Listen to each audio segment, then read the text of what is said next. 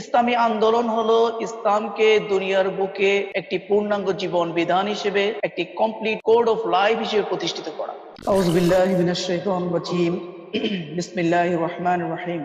ইন্নাল্লাযীনা ফাতানুল মুমিনিনা ওয়াল মুমিনাতি সুম্মা লাম ইয়াতুবু ফালাহুম আযাবু জাহান্নাম ওয়া লাহুম আযাবুল হারিক।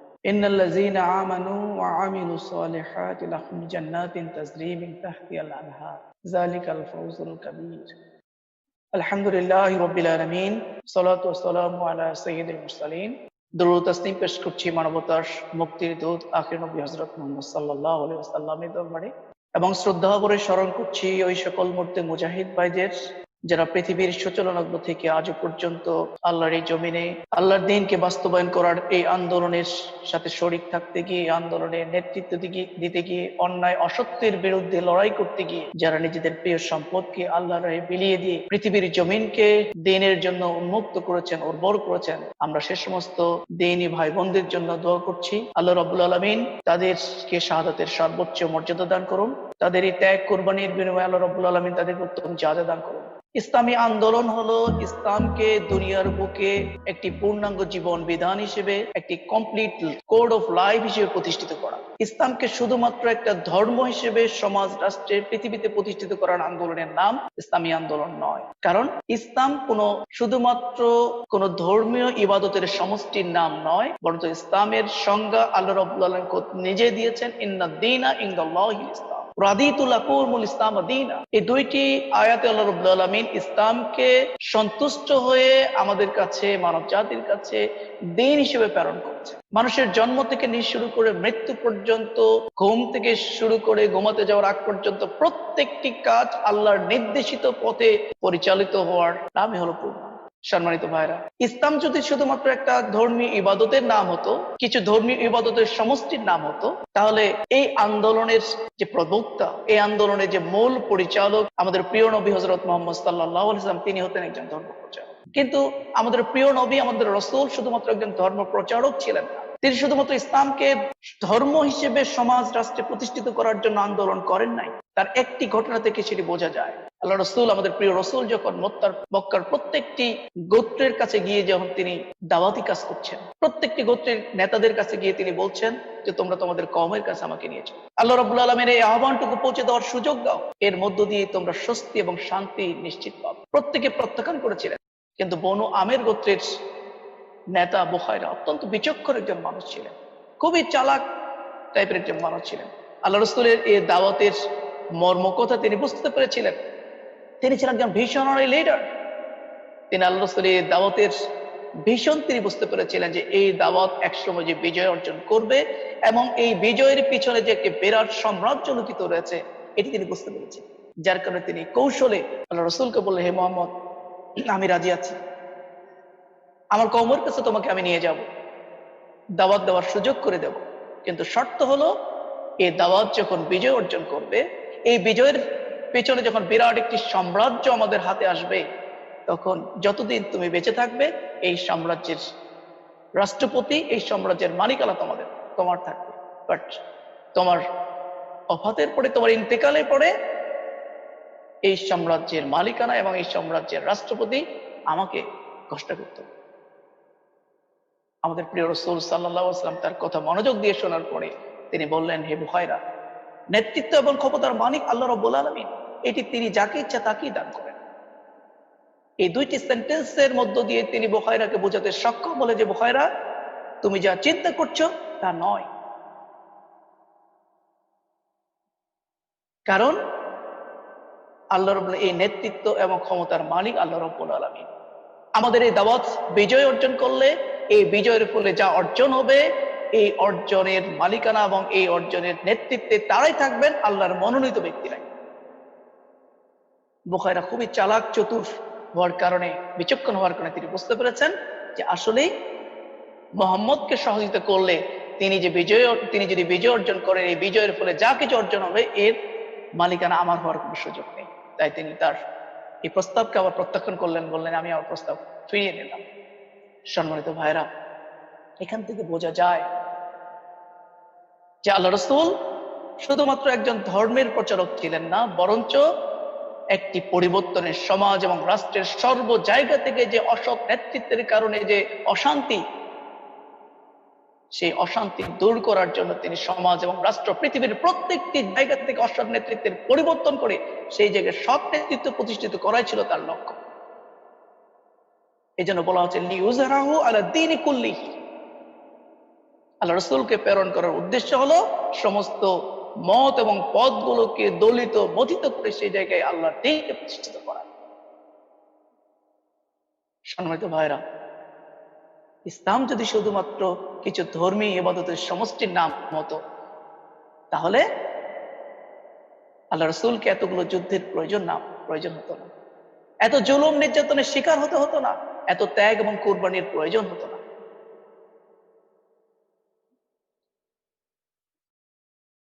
ইসলাম শুধুমাত্র কিছু ধর্মীয় ইবাদতের সমষ্টির নাম নয়। আমাদের দেশে কিছু ধর্মীয় গোষ্ঠী রয়েছেন, ধর্মীয় কিছু দল রয়েছেন, যারা সমাজ এবং রাষ্ট্র নিয়ে তাদের কোনো চিন্তা নেই। সমাজ এবং রাষ্ট্রের নেতৃত্বের পরিবর্তনের কথা বললে যারা সেটিকে রাজনীতি মনে করে বলেন যে এইটার কাজ আমাদের নয়, আমাদের কাজ হলো দাওয়াতি কাজ করা। তাদের এই চিন্তা চেতনার কারণে, তাদের এই লক্ষ্য উদ্দেশ্যের কারণে সমাজ রাষ্ট্রের প্রত্যেক যে নেতৃত্ব আমাদের উপরে চেপে বসেছে, তারা তাদের প্রতিপক্ষ নয়, তারা তাদের উপরে কোনো জুলুম চালায় না, তাদেরকে তারা তাদের ক্ষতিকর মনে করে না, বরঞ্চ তারা তাদেরকে সহায়ক শক্তি মনে করে। তারা মনে করে যে এই ধর্মীয় গোষ্ঠীগুলো যদি বেঁচে থাকে, এই ধর্মীয় গোষ্ঠীগুলো যদি সম্প্রসারিত হয়, তাহলে আমাদের কোনো অবস্থা। কারণ নেতৃত্ব নিয়ে তাদের কোনো চিন্তা নেই, ক্ষমতা নিয়ে তাদের কোনো চিন্তা নেই। তারা থাকলে আমার ক্ষমতা স্থায়ী হয়ে যাবে। কিন্তু যখনই কোনো শক্তি, কোন দল যখন নেতৃত্বের পরিবর্তনের আওয়াজ দেয়, সেটি হলো তাদের জন্য মূল থ্রেট। সুতরাং সেই থ্রেটকে মোকাবেলা করার জন্য তারা সর্বশক্তি নিয়োগ করে। আমাদের প্রিয় রাসূল যতক্ষণ পর্যন্ত কালিমার দাওয়াত ঘোষণা করেন নাই, ততক্ষণ পর্যন্ত আরবের প্রত্যেকটি মানুষের, মক্কার প্রত্যেকটি মানুষের কাছে তিনি ছিলেন অত্যন্ত প্রিয় ভাজন একজন। তারাই তাকে আল আমিন উপাধি দিয়েছিলেন, তারাই তাকে আস-সাদিক উপাধি দিয়েছিলেন। কিন্তু যেই মাত্র পাহাড়ের উপর দাঁড়িয়ে তখন তিনি কালিমার ঘোষণা দিলেন, এই কালিমার অর্থ পরিপূর্ণভাবে, খুব স্পষ্টভাবে মক্কার মানুষগুলো জানে। তারা এই কালিমার অর্থ তারা বুঝতে পেরেছিল। এই কালিমা মেনে নেওয়ার অর্থই হলো দীর্ঘদিন ধরে যেই মাবুদের আমরা ইবাদত করে এসেছি, যে আমাদের নিজের হাতের বানানোর যে পাথরগুলোর মূর্তিগুলোর ইবাদত আমরা এসেছি, এটার সুযোগ আর নেই। এগুলোকে সবকিছুকে বাদ দিয়ে আসমান এবং জমিনের মূল সৃষ্টিকর্তা যিনি, তাকেই মেনে নিতে হবে। এটি তারা মেনে নিতে নারাজ হল। এরপরে তারা মনে করলো যে আল্লাহ মুহাম্মদকে যদি আমরা নেতা হিসেবে, রসুল হিসেবে, নবী হিসেবে যদি মেনে নেই, তাহলে এতদিন ধরে এই সমাজ রাষ্ট্রের যে মূল নেতৃত্বের চাবিকাঠিতে আমরা ছিলাম এই হত্যাকর্তা। সুতরাং মুহাম্মদকে রসুল এবং নবী হিসেবে মেনে নিলে আমাদের এই নেতৃত্ব আর থাকবে না। তাই তারা বিরোধিতা শুরু করলো এবং তার এই দাওয়াতকে বন্ধ করার জন্য, নির্মূল করার জন্য তারা সর্বশক্তি তারা নিয়োগ করল। আল্লাহ রাসূল শুধুমাত্র যদি খালি ধর্মের প্রচারক হতেন, তাহলে হয়তো মক্কার এই কুরাইশরা তার বিরোধিতা করত। নানা ধরনের প্রস্তাব তাকে দেওয়া হয়েছিল, তারা তার কাছে আস-সাদিক হিসেবেই থাকতেন, আল আমিন হিসেবেই থাকতেন। বাট তিনি তো এক যুগান্তরকারী একটা পরিবর্তনের মেসেজ নিয়ে তিনি এসেছেন এবং সেই পরিবর্তনের জন্য তিনি কাজ করছেন। এটি বুঝতে পেরে তারা উঠে পড়ে লাগলো তার এই দাওয়াতকে বন্ধ করে দেওয়ার জন্য। সম্মানিত ভাইরা, এখান থেকে বোঝা যায় যে ইসলাম শুধুমাত্র কিছু ধর্মীয় ইবাদতের নাম নয়, বরং ইসলাম হলো কমপ্লিট কোড অফ লাইফ। সমাজ রাষ্ট্রের প্রত্যেকটি জায়গা থেকে অন্যায়, অসত্যকে নির্মূল করে, পদদলিত করে সেই জায়গায় কোরআন এবং সুন্নাহকে প্রতিষ্ঠিত করার নামই হলো ইসলাম। আর ইসলামকে কমপ্লিট কোড অফ লাইফ হিসেবে সমাজ রাষ্ট্র পৃথিবীতে প্রতিষ্ঠিত করার নাম হলো ইসলামী আন্দোলন। এবং সেই আন্দোলনের সাথে যারা আমরা সম্পৃক্ত রয়েছি, তারাই ইসলামী আন্দোলন। সুতরাং ইসলামকে ইসলামী আন্দোলন হিসেবে আমরা যারা গ্রহণ করেছি, কমপ্লিট কোড অফ লাইফ হিসেবে যারা গ্রহণ করেছি এবং কমপ্লিট কোড অফ লাইফ হিসেবে যারা আমরা বাস্তবায়ন করতে চাই, তাদের জন্যই হচ্ছে কারবালা। তাদের প্রত্যেকটি পরতে পরতে হলো কারবালার ইতিহাস, জুলুম নির্যাতনের ইতিহাস, জীবন দেওয়ার ইতিহাস। ইসলাম শুধুমাত্র ধর্মের মধ্যে সীমাবদ্ধ থাকলে এই ধরনের ইতিহাস তৈরি হতো না। সম্মানিত ভাইরা, আজ থেকে 1500 বছর পূর্বে কারবালার প্রান্তরে একজন স্বৈর শাসকের অন্যায় অসত্যের বিরুদ্ধে লড়াই করতে করতে জীবন দেওয়ার যে ইতিহাস ইমাম হুসাইন রচনা করে গেছেন। আমাদের প্রিয় রসুল, প্রিয় নবী হযরত মুহাম্মদ সাল্লাল্লাহু আলাইহি সাল্লামের প্রিয় দৌহিত্র, ইসলামের চতুর্থ খলিফা হযরত আলী রাদিয়াল্লাহু এবং মা ফাতিমার স্নেহভাজন কলিজার টুকরা সন্তান ইমাম হুসাইন সেদিন স্বৈর শাসক এজিদের সমস্ত অন্যায় এবং অপকর্মের বিরুদ্ধে লড়াই করতে করতে তিনি জীবন দিয়ে মুসলিম মিল্লাতের জন্য একটি সোনালী ইতিহাস তৈরি করছেন। কি নির্মম ভাবে সেদিন কারবালার প্রান্তরে রাসূলের বংশধরদেরকে শহীদ করেছে। শুধু তাদেরকে হত্যা করে ক্ষান্ত হন নাই, তাদের মস্তককে বিচ্ছিন্ন করে ঘোড়ার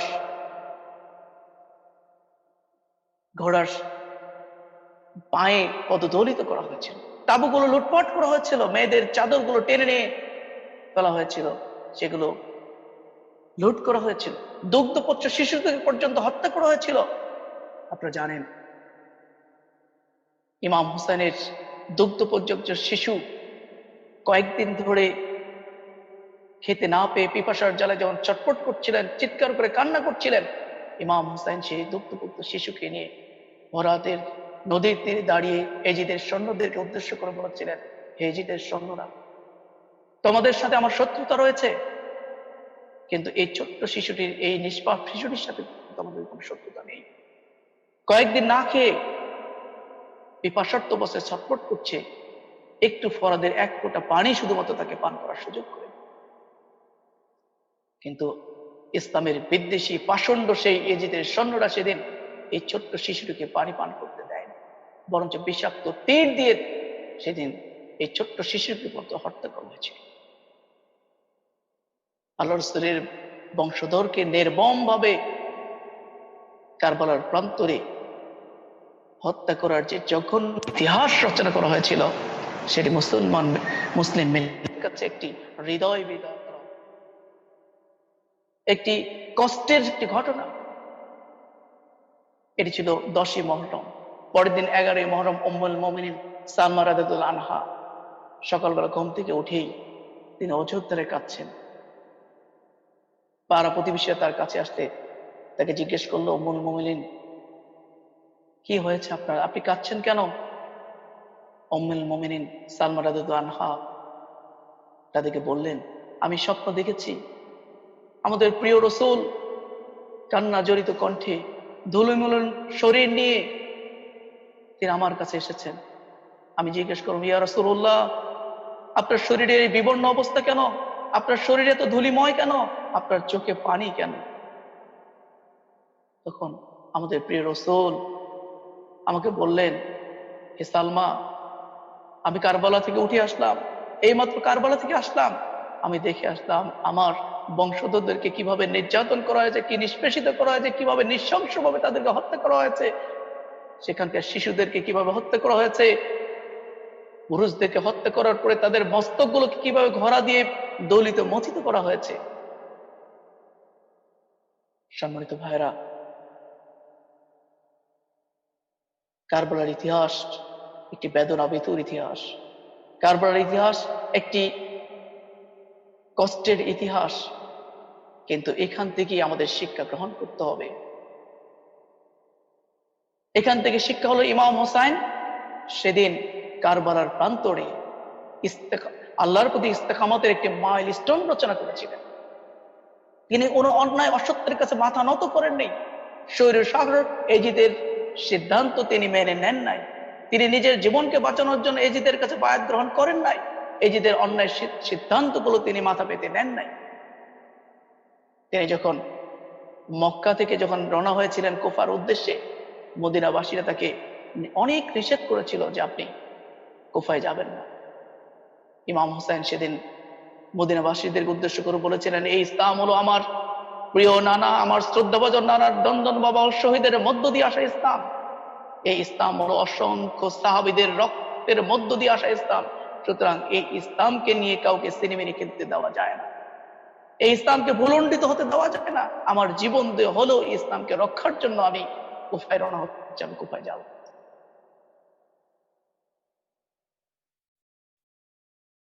কারবালার প্রান্তরে এসে ইজিদ থেকে বারবার প্রস্তাব দিয়েছিলেন যে আপনি আমার বায়াত গ্রহণ করুন, আপনাকে ছেড়ে দেওয়া হবে। কিন্তু ইমাম হোসেন কোনোভাবেই তার প্রস্তাবে রাজি হননি, তার বায়াত গ্রহণ করতে রাজি হন নাই। তিনি তার বায়াতকে, তার প্রস্তাবকে প্রত্যাখ্যান করে শাহাদাতের জন্য তিনি প্রস্তুত ছিলেন। তিনি যে জীবন দেবেন, কিন্তু তার অন্যায় অসত্য প্রস্তাবের কাছে মাথা নত করবেন। তিনি যদি সেদিন এজিদের এই প্রস্তাবকে প্রত্যাখ্যান না করতেন, তাহলে ইসলামিক খেলাফত সম্পর্কে মানুষের একটা ভুল ধারণা তৈরি হয়ে যেত। কারণ আল্লাহ রাসূলের ওফাতের পরে যে খেলাফতি ব্যবস্থা চালু হয়েছিল, যেভাবে খলিফারা খেলাফতের প্রতি আসীন হয়েছিলেন, জনগণের পরামর্শ ভিত্তিক, জনগণের ম্যান্ডেট নিয়ে যেভাবে খলিফারা নির্বাচিত হয়েছিলেন, এই 4 খলিফার পরে যারা খেলাফতের দায়িত্ব গ্রহণ করেছিলেন, তাদের সাথে এই 4 খলিফার মধ্যে অধিষ্ঠিত হওয়ার ক্ষেত্রে ছিল একটি বিরাট পার্থক্য। এই 4 খলিফার পরে যারা খলিফা হিসেবে এসেছিলেন, তারা জনগণের ম্যান্ডেট নিয়ে, জনগণের পরামর্শ নিয়ে, জনগণের দ্বারা নির্বাচিত খলিফা ছিলেন না। বিশেষ করে এই খেলাফতের সমস্ত ইসলামিক ধ্যান ধারণাকে ভুলণ্ডিত করে যখন এজিদ ক্ষমতার আসনে মসনদে বসলেন, তিনি স্বৈর শাসকের ভূমিকা অবতীর্ণ হয়ে তিনি তার সিদ্ধান্তগুলো একের পর এক বাস্তবায়ন করা শুরু। এজিদের এই সিদ্ধান্তের বিরুদ্ধে কেউ দুঃসাহসিকতা দেখালো না, এই যে সিদ্ধান্তের বিরুদ্ধে প্রতিবাদ করার কেউ দুঃসাহসিকতা দেখালো, কিন্তু ইমাম হোসেন সেটি মেনে নিতে পারলেন। তিনি চিন্তা করলেন ইসলামিক খেলাফতের যে মূল স্পিরিট, সেই স্পিরিট থেকে তারা বিচ্যুত হয়ে গেছে। কারণ আল্লাহ রাসূল ওফাতের পরে তার পরবর্তী স্থলাভিষিক্ত তিনি করে যান নাই, জনগণের হাতে ছেড়ে দিয়েছেন। জনগণই তাদের পরবর্তী খলিফা নির্বাচন করেছে। হযরত আবু বকরকে আনসার এবং মুহাজিররা সম্মিলিত চিন্তার মধ্যে, সম্মিলিত পরামর্শের মধ্য দিয়ে, তাদের মতামতের ভিত্তিতে হযরত আবু বকর খলিফা হিসেবে নির্বাচন করেছে। পরবর্তী খলিফা হযরত ওমর রাদিয়াল্লাহু আনহু একই পদ্ধতিতে হযরত আবু বকর রাদিয়াল্লাহু আনহু সাহাবীদের, জনগণের পরামর্শের ভিত্তিতে হযরত ওমর রাদিয়াল্লাহু আনহুকে খলিফা হিসেবে নির্বাচিত করেছে। পরবর্তী সময়ে হযরত ওসমান রাদিয়াল্লাহু আনহুর খেলাফতের অধিষ্ঠিত হওয়াটা ছিল আরেকটি বিস্ময়কর এবং একটি স্পষ্ট নির্বাচনী ধারণা আমাদেরকে দিয়ে দেয়। কারণ হযরত ওমর রাদিয়াল্লাহু আনহুর ওফাতের পরে, ওফাতের পূর্ব মুহূর্তে যখন সাহাবীরা এসে হযরত ওমর রাদিয়াল্লাহু আনহুকে যখন প্রস্তাব দিলেন, আপনি আপনার পরবর্তী স্থলাভিষিক্ত করে যান, তিনি স্পষ্ট করে বললেন, আমার পূর্বসূরীরা যে কাজটি করে যাননি, আমি সেই কাজটি কখনোই করতে পারি। পরবর্তী কে খলিফা হবে এই সিদ্ধান্ত নেবে এখানকার জনগণ। তিনি 6 সদস্য বিশিষ্ট প্যানেল করে দিয়েছেন, বলেছে এই 6 সদস্য প্যানেলের মধ্য থেকেই আগামী দিনের খলিফা নির্বাচন করতে হবে। হযরত ওমর রাদিয়াল্লাহু আনহুর ওফাতের 72 ঘন্টার মধ্যেই এই 6 জন মিলে সিদ্ধান্ত নিয়ে পরবর্তী খলিফা নির্বাচন করেছে। আপনারা জানেন এই 6 জনের মধ্যে একজন ছিলেন আব্দুর রহমান ইবনে আউফ রাদিয়াল্লাহু আনহু। তিনি একটা পর্যায়ে এই প্যানেল থেকে নিজের নামকে প্রত্যাহার করে নিয়ে বললেন যে তোমাদের মধ্যে কে আছো যে পরবর্তী এই কাজটি সম্পূর্ণ করার জন্য আমাকে দায়িত্ব দিবে। সবাই এক বাক্যে খলিফা নির্বাচনের পরবর্তী দায়িত্বটি হযরত আব্দুর রহমান ইবনে আউফ রাদিয়াল্লাহু আনহুর হাতে তুলে। হযরত আব্দুর রহমান ইবনে আউফ রাদিয়াল্লাহু আনহু 72 ঘন্টা সময় নিয়ে তিনি মদিনার প্রত্যেকটি গোত্র প্রধান, সেনা প্রধান, যার যার কাছে যাওয়ার সুযোগ ছিল খুব অল্প সময়ের ভিতরে, প্রত্যেকের কাছে যেয়ে তিনি পরবর্তী খলিফার ব্যাপারে পরামর্শ গ্রহণ করেছেন, তাদের মতামত নিয়েছেন এবং 72 ঘন্টার সময়ের মধ্যেই তিনি এই রেজাল্ট তৈরি করে এসে বললেন যে আমি খলিফা নির্বাচনের বিষয়ে মানুষের মতামত নিয়ে কার্পণ্য করি নাই। আমি সকল মানুষের মতামতের ভিত্তিতে যে রেজাল্ট তৈরি করেছি, পরবর্তী খলিফা হিসেবে জনগণ যাকে নির্বাচিত করেছেন তিনি হলেন হযরত ওসমান। কি সুস্পষ্ট নির্বাচন, যে জনগণের ম্যান্ডেটের মধ্যে, জনগণের মতামতের ভিত্তিতেই তাদের খলিফা নির্বাচন। এইভাবে হযরত আলী রাদিয়াল্লাহু পর্যন্ত জনগণের মতামতের ভিত্তিতে খলিফা নির্বাচিত হয়েছিল। এটি ছিল খলিফা নির্বাচনের ইসলামিক পদ্ধতি। কিন্তু হযরত আলী রাদিয়াল্লাহু পরে ধীরে ধীরে এই পদ্ধতি থেকে তারা বিচ্যুত হয়েছে। বিশেষ করে এজিদের ক্ষমতার আসীন হওয়াটা ছিল পুরোপুরি ইসলামী খেলাফতের বিপরীত একটি। সেদিন যদি ইমাম হুসাইন যদি এজিদের বশ্যতা স্বীকার করতেন, এজিদের কাছে যদি বায়াত গ্রহণ করতেন, তাহলে ইসলামী খেলাফত সম্পর্কে মানুষের ভুল ধারণা তৈরি, তারা মনে করতেন এজিদ যেই পদ্ধতিতে ক্ষমতার মধ্যে আসীন হয়েছে, যে পদ্ধতি তিনি তার রাষ্ট্র পরিচালনা করছেন, এটি হলো ইসলাম। এটিকে ভুল প্রমাণিত করার জন্য, এটি যেন ইসলামলিস মুসলমানদের কাছে ইসলামলিস না হয়, এই জন্য ইমাম হুসাইন তীব্র প্রতিবাদ জানিয়েছিলেন। তার জীবন দিয়ে তিনি এটি স্পষ্ট করে গেছেন যে তুমি যে পদ্ধতিতে ক্ষমতা এসেছো, এটি ইসলামিক নীতি অনুসরণ করে নয়। তুমি যে পদ্ধতিতে তোমার রাষ্ট্র পরিচালনা করছো, এটি ইসলামী নীতি অনুষ্ঠিত পদ্ধতি নয়। সম্মানিত ভাইরা, এই জায়গায় ইমাম হুসাইন রাদিয়াল্লাহু সাথে যে সঙ্গী সাথীরা ছিলেন, তাদের ভূমিকাও ছিল ইসলামের ইতিহাসে একটি স্মরণীয় ইতিহাস ভূমিকা। ইমাম হুসাইন আগের দিন রাতে যখন তার সঙ্গে সাথীদের নিয়ে তিনি যখন বসলেন, তাদের গতিরোধ যখন, এজিদের সৈন্যরা যখন তাদের গতিরোধ করেছে, তাদেরকে ঘিরে ফেলেছে, তিনি ইমাম হুসাইন যখন বুঝতে পেরেছেন যে এখান থেকে পালিয়ে যাওয়ার আর কোনো পথ নেই, তাদেরকে নিশ্চিত এজিদের সৈন্যরা তাদেরকে হত্যা করবে, তাদেরকে শহীদ করবে, এটি তিনি বুঝতে পেরে তার সঙ্গী সাথীদের উদ্দেশ্যে বললেন যে দেখো, এজিদ আমার মস্তক চায়, আমার লাশ চায়, আমাকে হত্যা করতে চায়। তোমাদের সাথে তার কোনো শত্রুতা নেই, সুতরাং তোমরা চাইলে তোমরা চলে যেতে পারো, এবং আমি তোমাদেরকে চলে যাওয়ার বিষয়ে তোমাদেরকে উৎসাহিত করছি। তোমরা এখান থেকে চলে গিয়ে নিজের জীবনকে বাঁচাও। কিন্তু ইমাম হুসাইনের সাথে যে সকল সঙ্গী সাথীরা ছিলেন, যাদেরকে তিনি নিয়ে এসেছিলেন, তারা কেউই ইমাম হুসাইনকে এই অবস্থায় ফেলে রেখে যেতে চান না। তারা স্পষ্ট বলেছেন, দেখুন, আপনাকে নিশ্চিত একটি অনিশ্চয়তার দিকে ঠেলে দিয়ে, একটি বিপদের মধ্যে ঠেলে দিয়ে, আপনাকে নিশ্চিত শাহাদতের দিকে ঠেলে দিয়ে আমরা নিজের জীবনকে বাঁচাবো, এটি কখনো কল্পনা করতে পারি না। এটি যদি করি, কাল কিয়ামতের দিন আমাদের প্রিয় রাসূলের কঠিন জবাবদিহিতার কাঠ করে আমাদেরকে দাঁড়াতে, কি মুখ নিয়ে আমরা আমাদের প্রিয় রাসূলের সামনে দাঁড়াবো। তাই আমরা তো আপনাকে এই অবস্থায় ছেড়ে দিতে পারি না। আমাদের জীবন থাকা পর্যন্ত আপনাকে রক্ষার জন্য আমরা আপ্রাণ চেষ্টা চালিয়ে যাব। ইমাম হুসাইনের যে ধরনের ভূমিকা ছিল, তার সঙ্গী সাথীদেরও একই ধরনের সাহসিক ভূমিকা। তারা পরের দিন এক এক করে প্রত্যেকেই অন্যায় অসত্যের বিরুদ্ধে লড়াই করতে করতে প্রত্যেকে শাহাদত বরণ করেছেন, কিন্তু তাদের প্রিয় নেতাকে ছেড়ে তারা নিজের জীবনকে বাঁচানোর জন্য পালিয়ে যান। এখান থেকে শিক্ষা হলো যে পরিস্থিতি যত কঠিনই হোক না কেন, এই আন্দোলন থেকে পালিয়ে যাওয়ার কোনো সুযোগ নেই। দায়িত্বশীলদেরকে বিপদের মধ্যে ঠেলে রেখে নিজেরা নিজেদের জীবনকে বাঁচানোর জন্য পালিয়ে, এটার সুযোগ ইসলামে নেই। এবং খাঁটি মুসলমানদের দায়িত্ব হলো সদা সর্বদা সঠিক এবং ন্যায়ের পথে থাকা এবং ন্যায়কে স্টাবলিশ করার জন্য সহযোগিতা করা, এবং এই সহযোগিতা করতে গিয়ে যদি নিজের জীবনকে বিসর্জন দিতে হয়, ত্যাগ এবং কুরবানির সর্বোচ্চ নজরানা পেশ করতে হয়, সেটি করার জন্য আমাদের প্রস্তুত থাকতে হবে।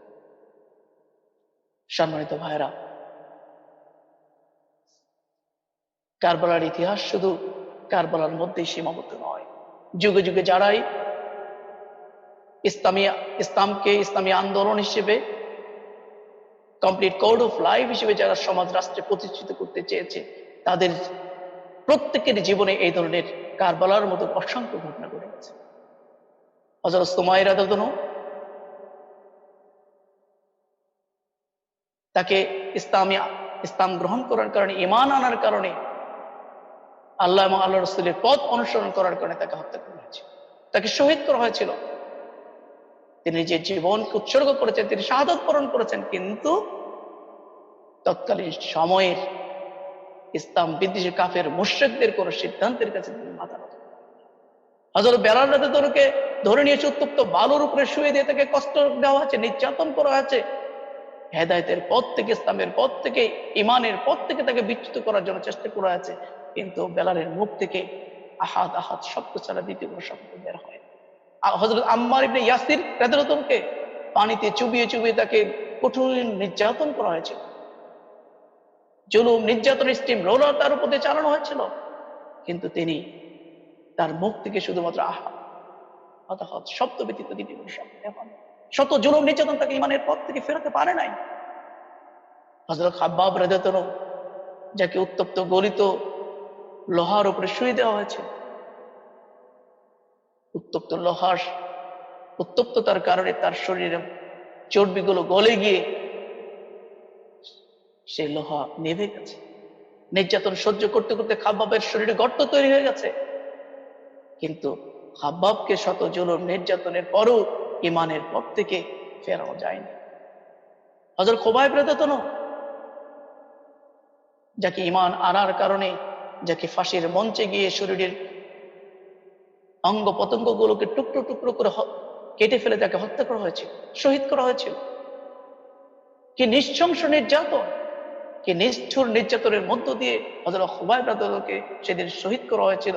এবং এই নিষ্ঠুর নির্যাতন এবং শাহাদাতের ঘটনাটা প্রত্যক্ষ করছিলেন তৎকালীন সময়ের অসংখ্য কাফের মুশরিক যুবক। তাদের মধ্যে একজন ছিলেন হযরত সাঈদ রাদিয়াল্লাহু আনহু, যিনি পরবর্তী সময় ইসলাম ঈমান এনেছিলেন। ঈমান আনার পরে হযরত ওমর রাদিয়াল্লাহু আনহুর সময় যখন তাকে হিমসের গভর্নরের দায়িত্ব দেওয়া হলো, তিনি রাষ্ট্র পরিচালনা করতে গিয়ে যখন মজলিসে থাকতেন, মাঝে মাঝে তিনি সেন্সলেস হয়ে যেতেন, বেহুশ হয়ে যেতেন। তাকে জিজ্ঞাসা করা হয়েছিল, সাঈদ, তোমার এই বেহুশ হওয়ার কারণটা কি? তোমার এই সেন্সলেস হওয়ার কারণটা কি? কি সমস্যা তোমার? তিনি সেদিন অকপটে স্বীকার করেছিলেন যে যখন হযরত খুবাইব রাদিয়াল্লাহু আনহুকে নৃশংস নির্যাতনের মধ্য দিয়ে যখন তাকে হত্যা করা হচ্ছিল, তাকে শহীদ করা হচ্ছিল, যে দৃশ্যগুলো হাজার হাজার যুবকদের মতো আমিও প্রত্যক্ষ করেছি, সেদিন আমার শরীরে শক্তি ছিল, টকবকে যুবক ছিলাম, সাহস ছিল, কিন্তু এই ঘটনা আমি কোনো প্রতিবাদ করি নাই। এই ঘটনা প্রত্যক্ষ করার কারণে, প্রতিবাদ না করার কারণে, না জেনে আল্লাহ রাব্বুল আলামিনের কঠিন পাকড়াওর মধ্যে আমি পড়ে যাই। এই ভয়ে আমি যখনই সেই দৃশ্যগুলো আমার মনে পড়ে, তখনই আল্লাহর ভয়ে ভীত সন্ত্রস্ত হয়ে আমি সেন্সলেস হয়ে যাই। সম্মানিত ভাইরা, খুবাইবকে নির্যাতন করা হচ্ছে, নির্মম ভাবে তাকে আঘাত করা হচ্ছে। তাকে বলা হয়েছে, খুবাইব, তোমাকে রাষ্ট্রীয় পদমর্যাদায় ভূষিত করে তোমাকে যদি ছেড়ে দেই, তোমার পরিবার পরিজনের কাছে যাওয়ার সুযোগ করে দেই, আর তোমার এই জায়গায় যদি তোমার প্রিয় নেতা মুহাম্মদকে এনে যদি হত্যা করি, তাহলে তুমি কি রাজি আছো? ঈমানি প্রেরণে উজ্জীবিত, আল্লাহ রাসূলের ভালোবাসায় উজ্জীবিত প্রিয় সাহাবী হযরত খুবাইব চিৎকার করে বললেন, এর চাইতে মৃত্যুকে আমি 1000 বার স্নেহ মনে করি। আমার প্রিয় নেতা, আমার প্রিয় রাসূলকে এই জায়গায় নিয়ে এসে হত্যা করে তো দূরের কথা, পথে চলতে গিয়ে আমার প্রিয় রাসূল সামান্য কাটার আঁচড়ে আঘাতপ্রাপ্ত হয়ে তিনি কষ্ট পান, এটি আমি কখনো সহ্য করতে পারি। সম্মানিত ভাইরা, তাকে অন্যায় প্রস্তাব দেওয়া হয়েছিল, তাকে প্রাণ বাঁচানোর প্রস্তাব দেওয়া হয়েছিল, কিন্তু প্রাণ বাঁচানোর এই প্রস্তাবকে তিনি ঘৃণা করে প্রত্যাখ্যান করেছেন। কোন অন্যায় অসত্যের কাছে তিনি মাথা নত করবেন না, এমন করেন নাই। সম্মানিত ভাইরা, আমাদের 4 ইমাম এভাবে অন্যায় অসত্যের বিরুদ্ধে কথা বলতে গিয়ে, অন্যায় অসত্যের কাছে মাথা নত না করতে গিয়ে তারা প্রত্যেকে শাহাদাত বরণ করেছে। ইমাম আবু হানিফা, তৎকালীন সময় খলিফা, তাকে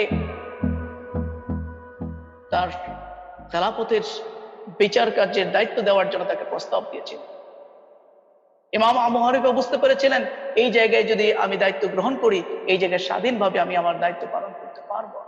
কোরআন এবং সুন্নাহর ভিত্তিতে আমি এখানে বিচার কার্য পরিচালনা করতে পারবো না। আমার উপর একটি প্রচ্ছন্ন একটি প্রভাব থাকবে, এখানে খলিফার নির্দেশে আমাকে সব কাজ করতে হবে। সুতরাং এই ধরনের অন্যায় অসত্যের কাছে মাথা নত করা যাবে না। তিনি তার এই প্রস্তাবকে প্রত্যাখ্যান করেছেন, খলিফার প্রস্তাবকে প্রত্যাখ্যান করেছেন। একটা পর্যায়ে খলিফা তাকে গ্রেপ্তার করেছে, তার উপরে জুলুম চালানো হয়েছে, নির্যাতন চালানো হয়েছে, তাকে বাধ্য করানোর চেষ্টা করা হয়েছে খলিফার প্রস্তাবকে মেনে নেওয়ার জন্য। কিন্তু ইমাম আবু হানিফা শেষ পর্যন্ত নিজের জীবনকে উৎসর্গ করেছেন, শাহাদত বরণ করেছেন, কিন্তু তৎকালীন সময়ের খলিফার কোন অন্যায় অসত্য প্রস্তাবের কাছে তিনি মাথা নত করেন নাই। তিনি জীবন দিয়ে প্রমাণ করেছেন অন্যায় অসত্যের কাছে কোন মুসলিম, কোন ইমানদার, কোন মুমিন মাথা নত করতে পারে না। ভারতীয় উপমহাদেশের মুজাদ্দিদ আল ফিসানি, আমরা সম্রাট আকবরের দ্বীনি ইলাহির বিরুদ্ধে তিনি প্রতিবাদ করেছিলেন। একটি বিকৃত ইসলাম তিনি সেখানে চালু করতে চেয়েছিলেন এবং চালু করেছিলেন, এবং সেটাকে মেনে নেওয়ার জন্য মুজাদ্দিদ আল ফিসানিকে তিনি আহ্বান করেছিলেন, বাধ্য করার চেষ্টা করেছিলেন, কিন্তু মুজাদ্দিদ আল ফিসানি এর তীব্র প্রতিবাদ জানিয়েছেন। তিনি তার এই সিদ্ধান্ত মেনে নিতে চান নাই। কিন্তু অত্যন্ত দুর্ভাগ্যজনক হলো যে আজকের সময়ের কিছু আলেমদারি কিছু মানুষ যেভাবে ইসলামপন্থীদের উপরে জুলুম নির্যাতনের ক্ষেত্রে সরকারকে সহযোগিতা করছে, সরকারের সাথে ষড়যন্ত্রে লিপ্ত হয়েছে, তৎকালীন সময় ওরকম ছিল। আবুল ফজল নামের একজন মস্ত বড় একজন আলেম তৎকালীন সময় ছিলেন, যিনি একটি তাফসির রচনা করেছিলেন। কয়েক হাজার পৃষ্ঠার যেই তাফসির লিখতে গিয়ে তিনি কোন একটি জায়গায় নক্তা ব্যবহার করেন, এই জন্য তার তাফসিরকে বলা হতো তাফসিরে বেনক্তা। এত বড় মস্ত বড় একজন তৎকালীন সময়ের জবরদস্ত একজন আলেম, এত বড় একজন আলেম, তিনিও সম্রাট আকবরের সাথে ষড়যন্ত্রে লিপ্ত হয়েছিলেন এবং মুজাদ্দিদ আল ফিস্তানির বিরুদ্ধে তিনিও ষড়যন্ত্রে লিপ্ত হয়েছিলেন। তার পরামর্শে সম্রাট আকবর মুজাদ্দিদ আল ফিস্তানিকে গ্রেপ্তার করেছিল। একটা পর্যায়ে তাকে গ্রেপ্তাররত অবস্থায় তাকে হত্যা করা হয়েছিল, তাকে শহীদ করা হয়েছিল। মুজাদ্দিদ আল ফিস্তানি তার জীবন দিয়েছেন, তিনি শহীদ হয়েছেন, শাহাদাত বরণ করেছেন, কিন্তু সম্রাট আকবরের কোন অন্যায় সিদ্ধান্তের কাছে তিনি মাথা নত করেন নাই। সম্মানিত ভাইরা, আমাদের আন্দোলনের ইতিহাস আমরা জানি। শহীদ আব্দুল হামিদ, যাকে একটি ইটের উপরে মাথা রেখে আরেকটি ইট দিয়ে তার মাথাকে থেতলি দেওয়া হয়েছিল, যাকে ইটের আঘাতে আঘাতে তার মাথাকে থেতলি দিয়ে যাকে শহীদ করা হয়েছিল, যাকে বলা হয়েছে আব্দুল হামিদ, তোমার সময় আছে, তুমি আমাদের কথা মেনে নাও, এই আন্দোলন থেকে দূরে সরে যাও, ইমানের পথ থেকে তুমি দূরে সরে যাও। শহীদ আব্দুল হামিদ চিৎকার করে তাদেরকে সরিয়ে দিয়েছিলেন, যে আলোর দিশারি আমি পেয়েছি, যে হেদায়েতের পথ পেয়েছি, যে ইমানের পথ পেয়েছি, এখান থেকে ফেরবার কোনো পথ নেই, আমি শাহাদাতের জন্য প্রস্তুত রয়েছি, এর চাইতে শাহাদাতকে আমি 1000 বার শ্রেয় মনে করি। তার একের পর আঘাত করতে করতে তার মাথাকে থেতলে দিচ্ছে। আব্দুল হামিদ চিৎকার করে বলছে, তোমরা এক আব্দুল হামিদকে হত্যা করে তার মাথাকে থেতলে দিয়ে তোমরা এই বিশ্ববিদ্যালয় ক্যাম্পাস থেকে ইসলামী আন্দোলনকে নির্মূল করার জন্য চিন্তা করছো, এটি তোমাদের ভুল ধারণা। তোমরা দেখবে আব্দুল হামিদের মাথাকে চূর্ণ বিচূর্ণ করবে, তার মাথার মগজগুলো যখন বিশ্ববিদ্যালয়ের চত্বরগুলোকে আলিঙ্গন করবে, তখন দেখবে এক আব্দুল হামিদের বিনিময়ে হাজারো আব্দুল হামিদ এই জায়গায় ইসলামী আন্দোলনের পথে শরিক হবে, নারায় তাকবীর স্লোগান দেওয়ার জন্য তারা প্রস্তুত হবে, এই ক্যাম্পাস থেকে অন্যায় অসত্যকে নির্মূল করে দেওয়ার জন্য তারা বদ্ধপরিকর। সম্মানিত ভাইরা, শহীদ আব্দুল হামিদ ভাই জীবন দিয়েছেন, শাহাদাত বরণ করেছেন, কিন্তু কোন অন্যায়ের কাছে, অসত্যের কাছে তিনি মাথা নত করেন। শহীদ হাসানুল বন্না, সাইদ কুতুব শহীদ, তারা প্রত্যেকে এই আন্দোলনের দায়িত্ব পালন করতে গিয়ে অন্যায় অসত্যের কাছে মাথা নত না করতে গিয়ে তারা শাহাদাত বরণ করেছেন, ফাঁসির কাস্টে ঝুলিয়েছেন তাদেরকে। তাদের প্রত্যেকের কাছে যখন প্রাণ ভিক্ষার যখন প্রস্তাবনা গেছে, তারা এক বাক্যে স্পষ্ট ভাষায় বলেছেন যে মৃত্যুর ফয়সালা জমিন থেকে হয় না, মৃত্যুর ফয়সালা হয় আসমান থেকে। আমার রব্বুল আলামিন যদি আমাকে শহীদ হিসেবে কবুল করে নিতে চান, তাহলে তোমাদের কাছে প্রাণ ভিক্ষা চেয়ে আমি এই শাহাদত থেকে বঞ্চিত হতে চাই না। এর চেয়ে মৃত্যুকে আমি 1000 বার শ্রেয় মনে করি, শাহাদতকে 1000 বার আমি শ্রেয় মনে করি। তারা প্রাণ ভিক্ষার এই আবেদনকে, এই প্রস্তাবকে প্রত্যাখ্যান করেছেন, ঘৃণা করে প্রত্যাখ্যান করেছেন এবং বীর দর্পে হেঁটে গিয়ে তারা ফাঁসির মঞ্চকে আলিঙ্গন করে এক একজন শাহাদাতের অমীয় পেয়ালা পান করেছে। সম্মানিত ভাইরা, আমাদের প্রিয় নেতৃবৃন্দ, যারা আমাদের কাছে প্রেরণা, যারা আমাদের কাছে উজ্জীবিত করার ইতিহাস রচনা করেছেন, প্রেরণার ইতিহাস রচনা করেছেন, যারা তাদের জীবন দিয়ে বাংলাদেশের জমিনকে সিক্ত করে দিয়ে আমাদের কাছে একটি উর্বর ভূমি উপহার দিয়েছে দিনের জন্য। আমাদের প্রিয় নেতৃবৃন্দের ইতিহাস আমরা জানি। শুধুমাত্র দিনই এই ইসলামকে এটি পূর্ণাঙ্গ জীবন ব্যবস্থা হিসেবে প্রতিষ্ঠিত করার আন্দোলনের নেতৃত্ব দিয়েছিলেন। ইসলামকে পূর্ণাঙ্গ জীবন বিধান হিসেবে বাংলাদেশে স্টাবলিশ করতে চেয়েছিলেন। কোরআনে একটি সুন্দর বাংলাদেশ, ন্যায় এবং ইনসাফ ভিত্তিক একটি বাংলাদেশ গড়ার স্বপ্ন দেখতেন এবং সেই স্বপ্নের বাস্তবায়নের জন্য তারা নেতৃত্ব দিয়েছিলেন। এই অপরাধে তাদেরকে গ্রেফতার করা হয়েছে, তাদের উপরে নৃশংস জুলুম চালানো হয়েছে এবং শেষ পর্যন্ত অন্যায়ভাবে তাদেরকে দুনিয়া থেকে চিরবিদায় করে দেওয়া হয়েছে, হত্যা করা হয়েছে, তাদেরকে শহীদ করা হয়েছে, ফাঁসির কাস্টে ঝুলিয়ে তাদেরকে হত্যা করা হয়েছে। এবং তারা এটার জন্য প্রত্যেকেই, আমাদের শহীদ নেতৃবৃন্দ প্রত্যেকেই সরকারের অন্যায় অসত্যের কাছে মাথা নত করেন। সরকারের পক্ষ থেকে অসংখ্য অন্যায় অসৎ প্রস্তাবনা তারা ঘৃণা করে প্রত্যাখ্যান করেছে এবং তারা শাহাদাতের জন্য সদা প্রস্তুত ছিল। তাদেরকে যখন ফাঁসির সেল থেকে যখন তাদেরকে সাজিয়ে গুজিয়ে যখন ফাঁসির মঞ্চের দিকে নিয়ে আসা হচ্ছে, তারা প্রত্যেকে বীর দর্পে হেঁটে গিয়ে ফাঁসির মঞ্চে উপস্থিত হয়েছে।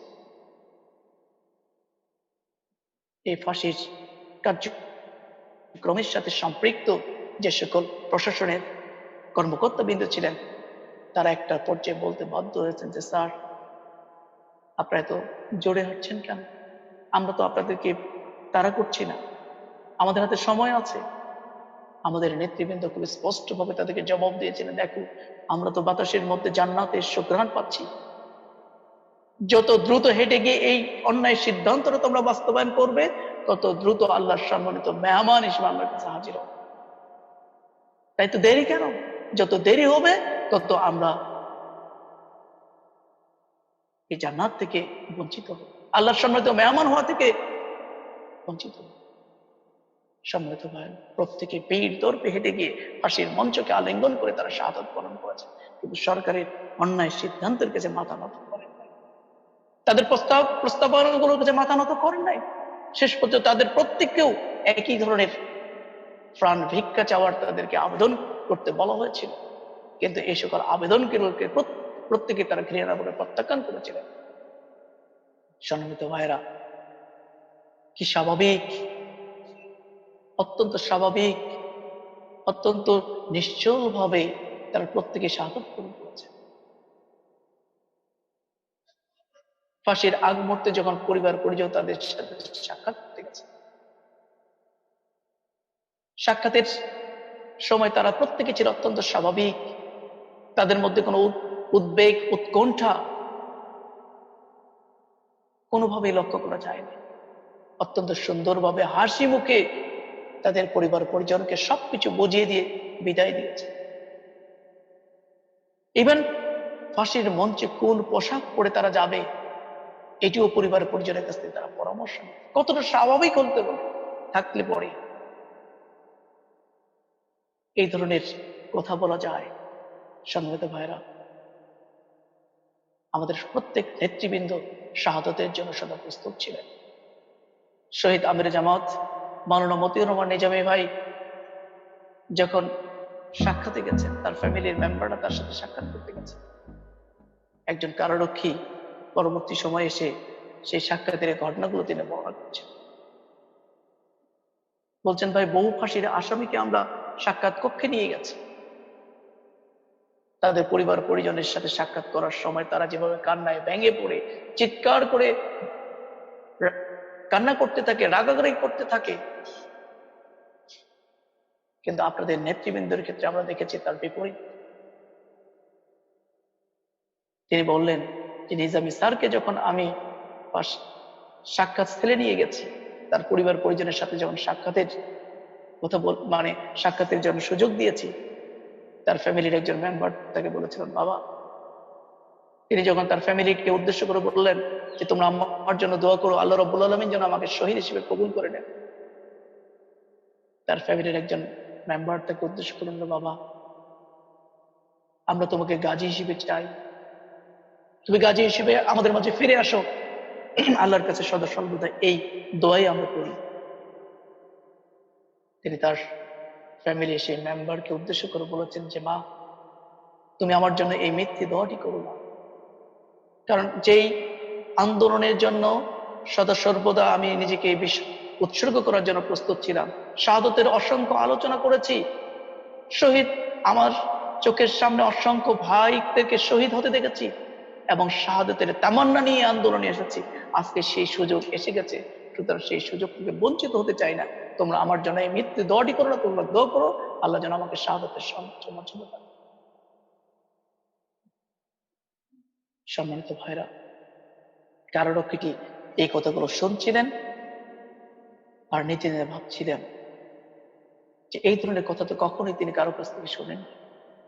সবাই নিজের জীবনকে বাঁচানোর জন্য চেষ্টা করেন, পরিবার পরিজনকে কখনো গালিগালাজ করে, কেন তাদেরকে বের করা হচ্ছে না, কেন তার ব্যাপারে ব্যবস্থা গ্রহণ করা হচ্ছে না, কিভাবে এখান থেকে বের করা যাবে, কিভাবে ফাঁসির এই রায় থেকে তাকে মুক্ত করা যাবে, নানা ধরনের কথা দিয়ে ব্যতিব্যস্ত করে রাখতেন তার ফ্যামিলিকে।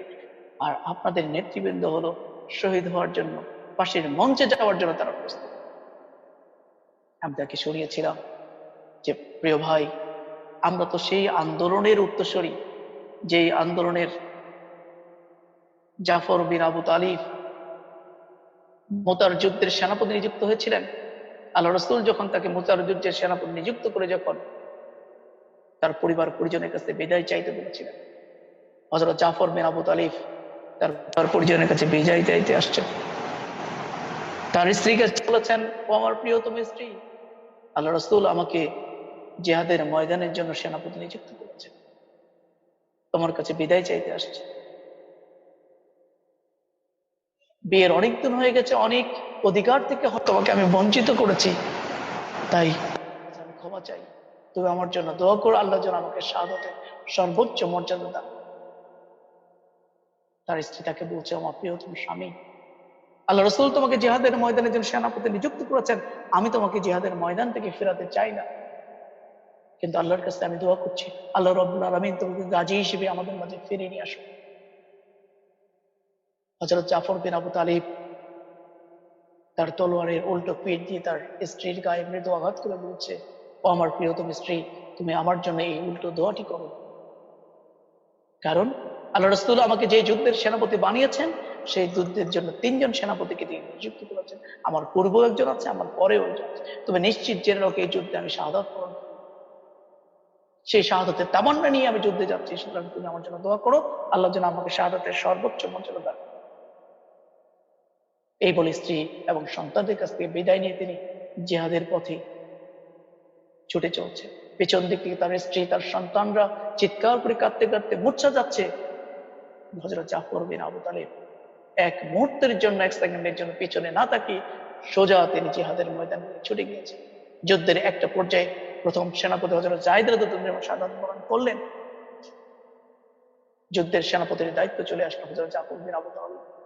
এক হাতে তলোয়ার আর এক হাত দিয়ে ইসলামের ঝান্ডাকে উঁচিয়ে ধরে তিনি শত শত কাফেরদেরকে তিনি ধ্বংস করছেন, তাদেরকে হত্যা করছেন। এক পর্যায়ে একটি আঘাত তার হাতে আসলো, সেই হাতটি মাটিতে লুটিয়ে পড়লো, আর এক হাত দিয়ে তিনি ইসলামের ঝান্ডাকে উঁচিয়ে ধরলেন। সেই হাতে যখন আঘাত করা হলো, সেই হাতটি যখন মাটিতে লুটিয়ে পড়লো, তিনি ঘোড়ার পিঠ থেকে নিচে পড়ে গেলেন।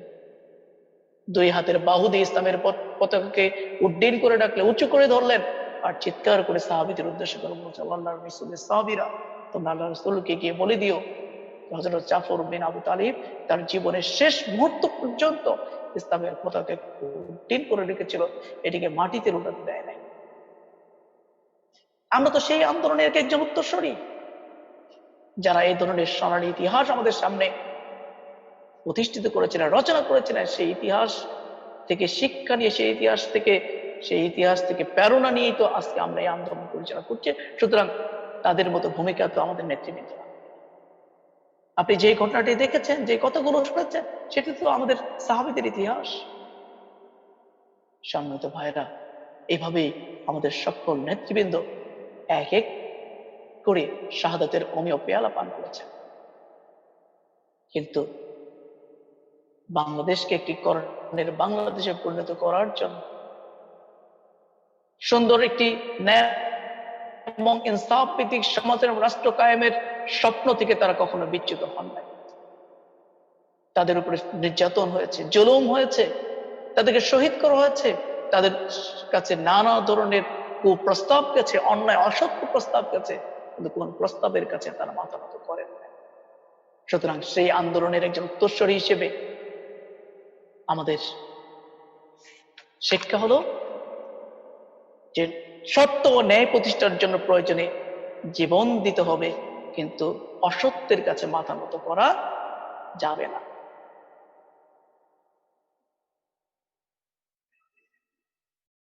এখান থেকে শিক্ষা গ্রহণ করতে হবে যে স্বৈর শাসকের অন্যায় সিদ্ধান্ত মেনে নেওয়ার কোন সুযোগ নেই। আজকের সময় আমাদের এজিদের মতো করে আজকের সময় কিন্তু আমাদের স্বৈর শাসকের নির্যাতন এবং নিষ্পেষণের শিকার হচ্ছে আমরা প্রতিটি মুহূর্ত। কিন্তু ইমাম হোসেন যেভাবে স্বৈর শাসকের বিরুদ্ধে প্রতিবাদ করেছিলেন, তাদের অন্যায় সিদ্ধান্তের বিরুদ্ধে লড়াই করে শাহাদাত বরণ করেছেন, আমাদের শিক্ষা হলো আজকের সময়ও যারা স্বৈর শাসকের ভূমিকা অবতীর্ণ হয়েছেন, মুসলিম নামধারী মেকি মুসলিম সেজে যারা আজকে ইসলামপন্থীদের উপরে, প্রকৃত দিনের মুজাহিদদের উপরে যারা জুলুম নির্যাতন চালাচ্ছেন, তাদের বিরুদ্ধে রুখে দেওয়ার, ইমাম হুসাইনের প্রেরণা থেকে, কারবালার প্রেরণা থেকেই তাদের বিরুদ্ধে রুখে দাঁড়ানোর শিক্ষা আমাদেরকে গ্রহণ করতে হবে। আমরা যে সমাজ পরিবর্তন চাই, যে ন্যায় এবং ইনসাফ ভিত্তিক রাষ্ট্র সমাজ আমরা দেখতে চাই, সমাজ এবং রাষ্ট্রের প্রত্যেকটি সেক্টর থেকে অন্যায় অসৎ নেতৃত্বের মূলোৎপাটন ঘটিয়ে আমরা যদি সেই জায়গায় সৎ নেতৃত্ব প্রতিষ্ঠিত, ন্যায় নেতৃত্ব প্রতিষ্ঠিত করতে চাই, তাহলে যুগে যুগে এই আন্দোলনের নেতৃত্ব দিতে গিয়ে যারা অন্যায় অসত্যের বিরুদ্ধে যেভাবে বীর দৌড়ে লড়াই করে যারা এই সত্যকে প্রতিষ্ঠিত করার এই কাজটি করেছেন, তাদেরকে অনুসরণ করেই আমাদেরকে পথ চলতে হবে। তাদেরকে অনুসরণ করেই আমাদের এই কাফেলার দায়িত্ব আমাদেরকে পালন করতে হবে। আমরা যদি তাদের অনুসরণ করে আমরা নিজের জীবনকে গঠন করতে পারি, অন্যায় অসত্যের কাছে মাথা নত না করে মাথা নবার শক্তি যদি আমরা অর্জন করতে পারি, তাহলে আমাদের দ্বারাই এই সমাজ এবং রাষ্ট্রের পরিবর্তন সম্ভব। আল্লাহ রাব্বুল আলামিন আমাদের সবাইকে ইসলামের ইতিহাস থেকে শিক্ষা গ্রহণ করে অন্যায় অসত্যের বিরুদ্ধে দুর্বার লড়াই এবং সংগ্রাম করার মানসিকতা তৈরি করে সমাজ রাষ্ট্র থেকে অন্যায় অসত্যকে দূরীভূত করার দুর্বার সংগ্রামে লিপ্ত হওয়ার তৌফিক দান করুন। আমিন। আসসালামু আলাইকুম ওয়া রাহমাতুল্লাহি ওয়া বারাকাতুহু।